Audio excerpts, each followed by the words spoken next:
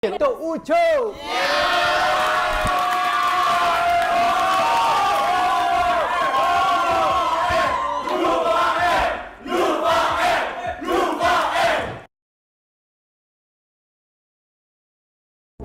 Kita orang daripada Lufa kita orang tak perlukan coach.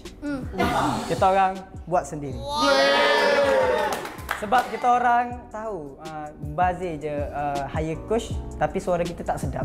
Kami sedar diri suara kami tak seberapa. So kita akan menyanyi lagu Mengulik Kenangan. Mengulik kenangan. Bercakap pun aura.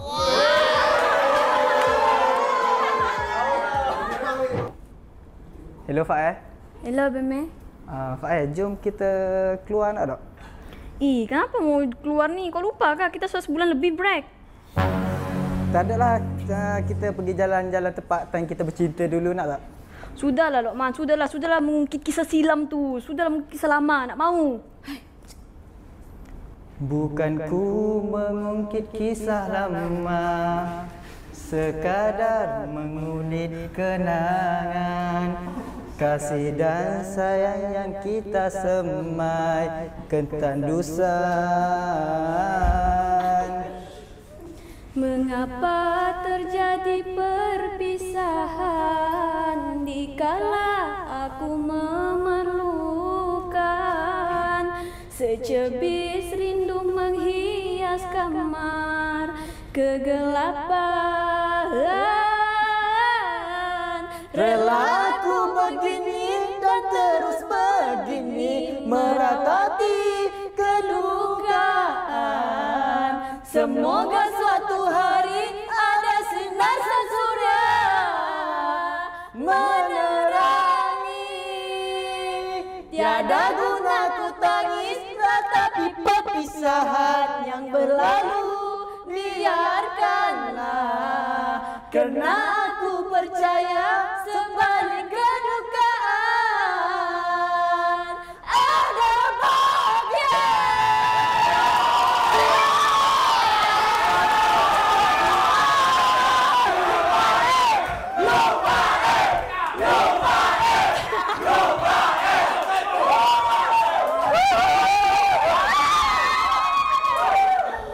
Apa kata kita bagi juri ni pula komen? Best me, tak ada coach best. Unexpected.